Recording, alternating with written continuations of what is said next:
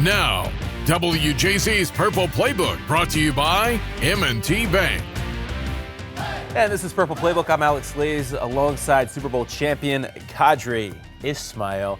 The Ravens playing for the AFC North title this weekend in Pittsburgh.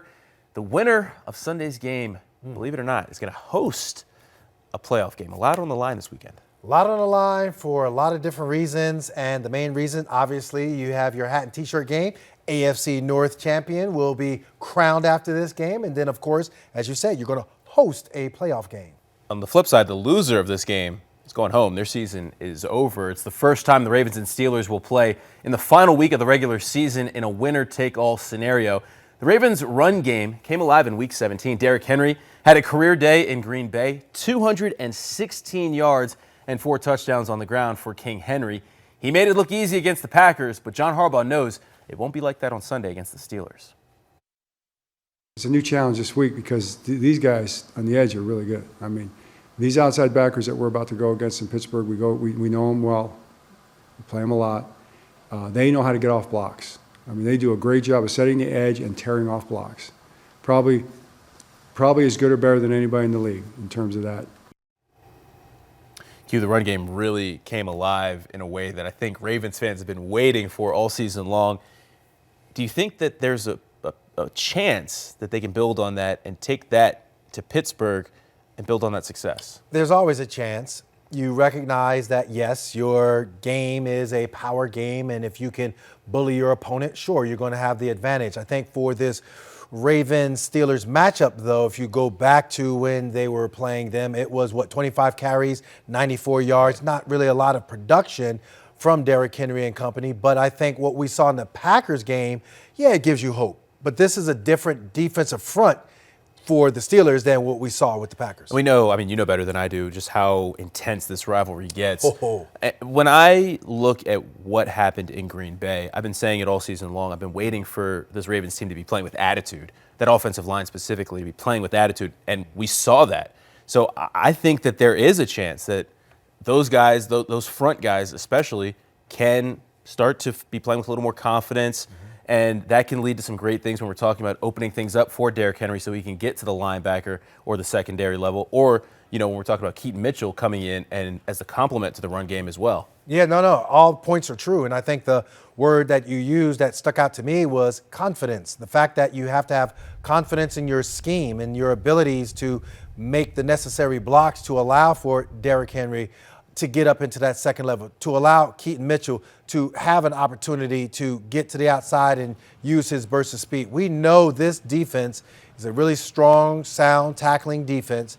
They're not going to be what we saw up in Green Bay. But yes, the confidence of the offensive line and the way in which they were able to do a lot of their different blocking schemes, that inside blocking zone element, that split zone element, that power game element, I think Todd Monken and company, they dial it up, it should be able to be successful. You also have to imagine, just like we're sitting here talking about it, every talking head on TV is talking about the Ravens run game and just hand it to 22. Mike Tomlin, I'm sure, or somebody on that staff is, they're preparing for this Ravens run game as well. What are you expecting to see from the Steelers when it comes to preparing for Derrick Henry, and it seems like a new commitment to the run game? I think if we are being honest with ourselves, it's called stacking the box. The box is that line between tackle and tackle, and I think what they're going to see is this personnel grouping. If it's Charlie Kolar, if it's Pancake Pat, you're going to have the bigs in the game, and you're going to say, okay, cool, they're going to run the ball.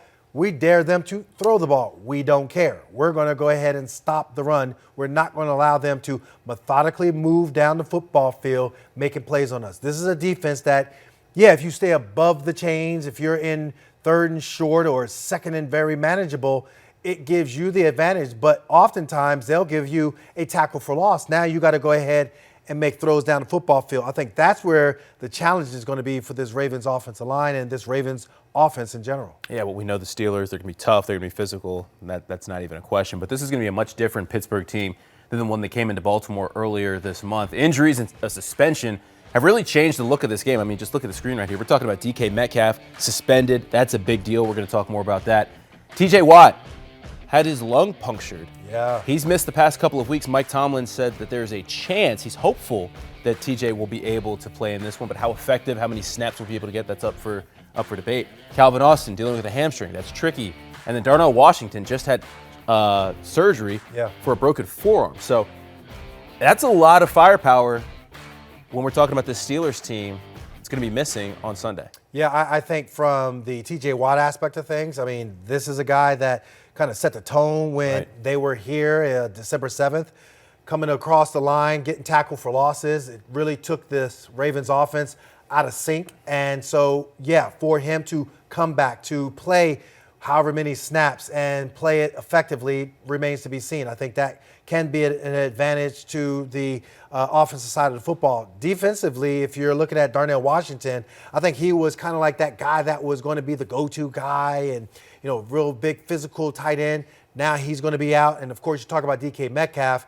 I mean, the thing is, Aaron Rodgers really struggled throwing the football down the football field until DK Metcalf and him faced the Ravens, and they played them man-to-man. First play of the game. There you go. First play of the second half. Thank you very much. Big plays that cost you the game, and, of course, DK is going to be out. Whew. Thank you, whoever you are, Detroit Lions fan, for getting under his skin. But he ain't going to be in there, so without that element to their game, I think it'll change up the way they do things. Valdez-Scantling, you're going to have some other guys that are going to be in there that I don't think that they're bad players by no stretch of imagination, but I think there's an opportunity of redemption for this Ravens secondary. Marlon Humphrey went on his podcast and was thanking the NFL scriptwriters for the DK Metcalf situation. So, Marlon, having some fun right now before the game. But listen, this is also going to be a matchup between two of the NFL's longest tenured coaches. We're talking about John Harbaugh and Mike Tomlin, obviously, who have been doing it for such a long time. I believe this will be 19 years for Mike Tomlin, 18 for John. But believe it or not, there's some that believe that both of these guys are coaching for their jobs on Sunday. There's always pressure, but I think it was Billie Jean King who said pressure is a privilege, right? Was it Billie Jean King who said that? And that's something that is earned.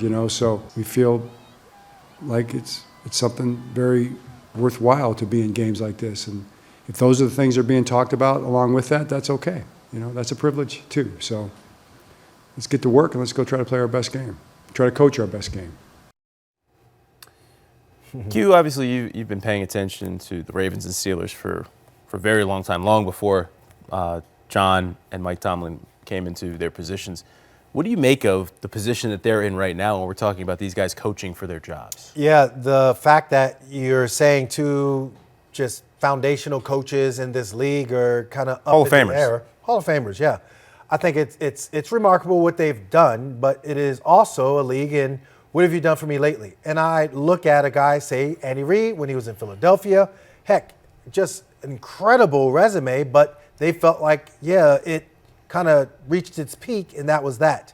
So to move on from that is where, you're looking at John Harbaugh and Mike Tomlin possibly looking at going on to move on to another team or another situation. I just have a hard time thinking that either one of these coaches could be fired. These just aren't franchises that do that. Yeah. There are franchises that, go through coaches and do all that, but the Steelers and Ravens really, they find their guys and they stick with them. It's treated like family almost, so I'm just having a tough time seeing that.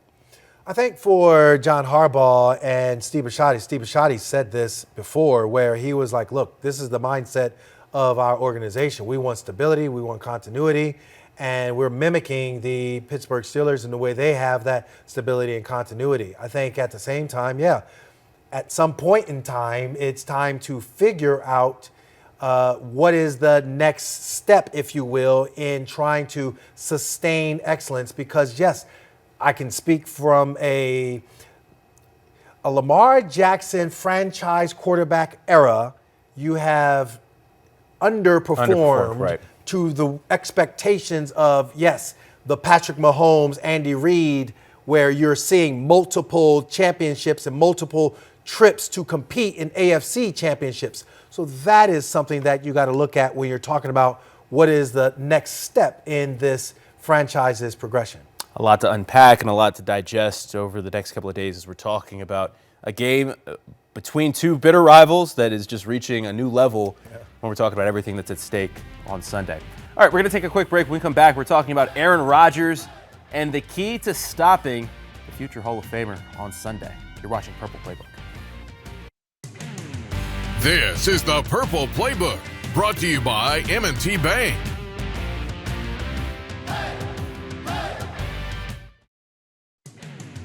The winning prognosis, brought to you by LifeBridge Health. Care bravely. And welcome back to Purple Playbook. Let's talk about Aaron Rodgers. The Steelers offense, they're going to be shorthanded. We talked about that a little bit earlier. No DK Metcalf, no Darnell Washington. But this Ravens defense, they still have their hands full with the future Hall of Famer. I think that they're going to be able to draw something up and try to scheme things. We're still talking about Pat Freiermuth, Kenneth Gainwell. There's still weapons on the Steelers offense. Well, the two guys that you named, I think Aaron Rodgers is going to be leaning upon them heavily. And I think part of what makes Aaron Rodgers so great in his dissecting of defenses, you really just can't just come up to the line and think you're going to simulate pressure and do some sim pressure that he hadn't seen in his career. And then he knows how to get the ball out of his hand quickly. You have to beat the guy over you one-on-one and get Aaron Rodgers to get off his spot. Don't let him feel comfortable like he can pick you apart. And bottom line is you got to cover down the football field. That's going to be the biggest challenge. Biggest challenge is now Freiermuth is going to be priority number one. Kenneth Gainwell, he can make some plays with his hands. That guy is a running back but has receiver-like capabilities. So I think the big picture for this offense is how are you going to get who you have up out there and productive, and that's where the challenge is for Zach Orr and the Ravens defense. Yeah, well, here's Mike Tomlin talking about leaning on his quarterback with the Steelers offense being so shorthanded. I'm not surprised. That's one of the things that made him really attractive to us, that can-do attitude and the experience and resume that goes with it. I don't think it's work for him. I think it's as natural as breathing. And so if he's breathing, I expect to see that from him as we lean in on this game. Tomlin talking about the killer instinct that Rodgers clearly has. Going into Detroit and pulling off that win there. Huge. We've seen these moments, and then you're talking about getting the ball out. You even look back last week, people could say what they want about them being focused on not getting Myles Garrett not getting the sack record, but no, he was feeling the pressure and getting the ball out and hitting his guys. He knew where the pressure was coming from, and he knew where the hot guy was. Every time. And I think if he had his receivers make some plays for him, it would have been a situation where, Myles Garrett and company would have been nullified. I think the one thing that you're going to see as a challenge is when the Steelers defense, or I should say offense, going up against the defense, Arthur Smith, their offensive coordinator, if he stacks his receivers and you have a lot of the crossing routes and a lot of switches, that can confuse this defense. And so I think the communication level is going to be at a premium. Where do you think the Ravens' defensive backs are right now? Coming off of that performance in Green Bay, Malik Willis, let's not sugarcoat it. He shredded them. Yeah. He was doing whatever he wanted to out there. Where do you think they are at right now when we're talking about confidence and where we're talking that's one of the weaker groups, honestly, weaker units in this team. I would say I'd be at an all-time low. I would say that, you're this late in the season, whether it be the Pittsburgh game, the Patriots game, the Packers game, you're just seeing big catch after big catch after big catch, and you're looking at where you thought you would have had, an opportunity to get the team off the field, and they're making plays, and that is concerning. And I think for Aaron Rodgers and company, without DK Metcalf, they still probably are turning on the film and saying, hey, look, we know what we need to do. We have the guys still that are healthy enough to be out there to do it. We're going to go out there and do it. Adam Thielen, in his mind, he's going to be saying, look, I came here to Pittsburgh. I got released from Minnesota, so I can come up and make some plays for Aaron Rodgers. And so I think this is really going to be the ultimate chess match. And mentally, I think this has to be a game where you got to cleanse the palate and come out and play your A game if you're the Ravens defensive secondary. So surprising considering this summer we're talking about that secondary being one of the better units in all of the NFL. We're talking about all the first-rounders, all-pro guys back there, so a little bit surprising there. All right, we're going to take a quick break. When we come back, we're playing Something or Nothing. You're watching Purple Playbook. This is the Purple Playbook, brought to you by M&T Bank. The Bottom Line, brought to you by M&T Bank. And welcome back to Purple Playbook. It's time for Something or Nothing. Q, I'm going to throw out a topic, and you tell me if it's something or nothing. All right. All right, we're getting ready. We're in playoff mode right now. The Texans, one of the hottest teams and one of the best defenses in the entire NFL. Some people throwing them in the Super Bowl contender conversation. Do you believe that the Texans are Super Bowl ready? Is that something or nothing? That is absolutely something. I think they are incredible. Why? Got defense, will travel. They have a defense that can play on the road. They have a defense that can play at home. They have the opportunity to disrupt whatever offense that they are going to face. And that is something that people think it is all about a new era of football in regarding this style of football protecting the quarterback. But if you can get to the quarterback and put pressure on him, you got defense. Yeah, Texans, they're Super Bowl ready. All right. Well, let's go to the NFC now and talk about an old friend, Mike McDonald. I mean, how quickly he's turned things around in Seattle. The Seahawks actually fighting for a 1 seed right now. Yes. So they're doing a lot of good things. But do you trust them? Their quarterback, Sam Darnold, we have been there before. We've seen him in big spots. I don't know if I can trust this team. The lack of trust, is that something or nothing? I think it's nothing. I think it's nothing in this regards. Sam Darnold did come back and have a late comeback game. Looked really good. I think his poise in the pocket has improved. He's not sitting there saying, well, you know what, I'm just who I am and that's it. No, I think he has enough skilled people around him.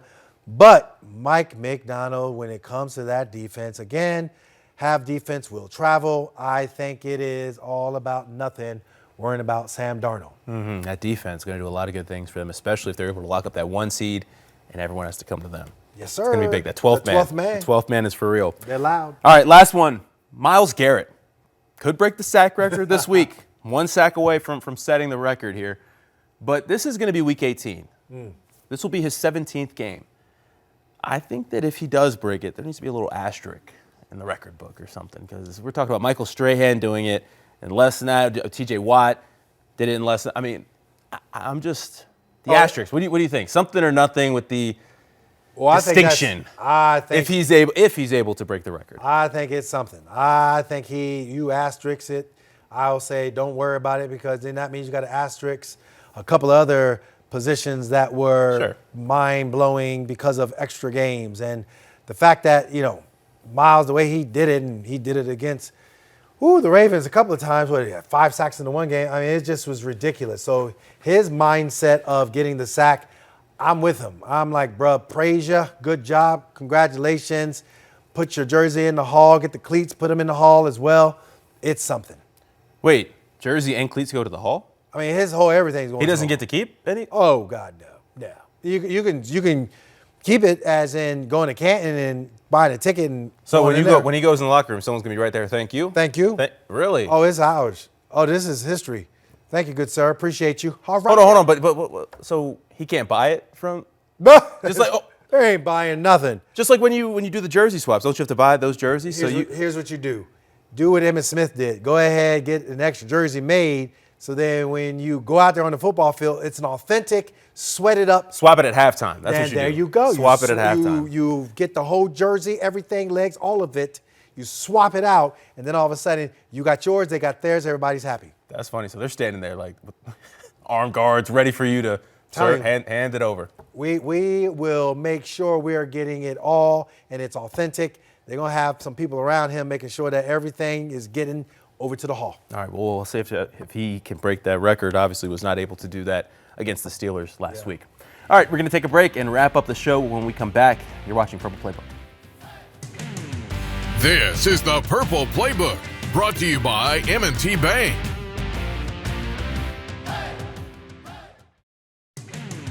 Now, WJC's Purple Playbook, brought to you by M&T Bank. And welcome back to Purple Playbook. As we wrap up the show, we got to come with some good Ravens news. Hall of Fame finalists were announced. Terrell Suggs, Marshall Yanda once again making the list of Final 15 modern day guys that could be entering. Do you think this is the year for one of them to get in? I mean, it's a stacked class. It's stacked. I get it. I see guys like a Larry Fitzgerald or Drew Brees. I understand that those are first ballot guys as well, but Eli Manning? no. No. Nopey nope. I love me some Terrell Suggs or Marshall Yanda over an Eli Manning. There's a lot of, we're talking about also like a Luke Kuechly, someone who's in there. Luke Kuechly, I think he is absolutely deserving of Hall of Fame worthy credentials. That guy was phenomenal when it came to his ability to diagnose plays and make significant plays. Obviously, his concussions kind of cut his career short, but Luke Kuechly. I think I'm with you with Larry Fitzgerald and Drew Brees, no doubt, are first ballot guys. Jason Witten. Is this the year for Suggs or Yanda? I'm not sure. I think more Suggs over Yanda because guard play, right? They kind of downplay it, but definitely Suggs. Okay, sounds good. All right, that's going to do it for this week's Purple Playbook. For Super Bowl champion Kadri Ismail, I'm Alex Glaze, and we will be back next week. See if the Ravens can get it done in Pittsburgh. Yes, indeed. Have a good night.